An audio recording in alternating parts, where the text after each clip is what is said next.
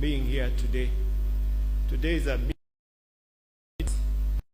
because it is sweet because we are back here at Baba's church.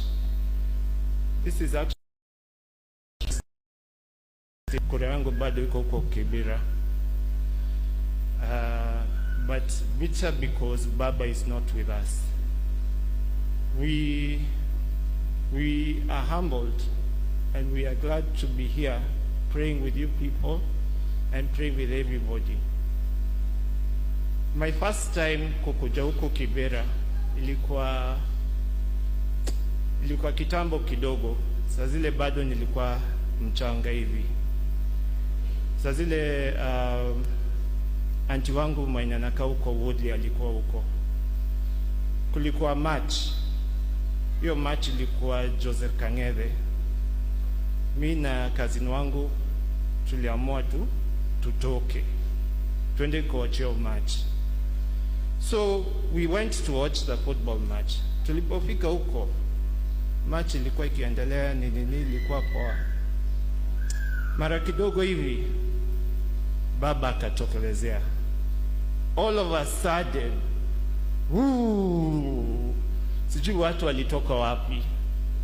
Siku hiyo ndo niliamua, kumbe wewe mzee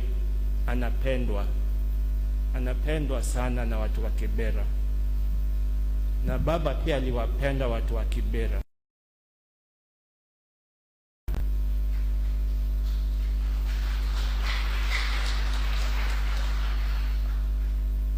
Hiyo mapenzi ndo tunataka kuendelea. Hiyo mapenzi yaishi. Tuko hapa. Tuko na nyinyi. Tumekuja kuomba na nyinyi na tutaendelea kuomba na nyinyi. And we'll be here. Kabla niite dadangu Winnie, I just want to recognize ndugu wangu mdogo hapa. Papa, simama tu and just wave to the. Huyu Papa ni mtoto wa Auntie Adhiambo. I also want to bring from my mama Ida Betty Odinga, who is also a canon at ACK. I want to bring her greetings and her blessings to the crowd. To the church. So, asanteni sana. Before I continue, I would like to invite now my sister, Honorable Winnie Odinga. Winnie, karibu.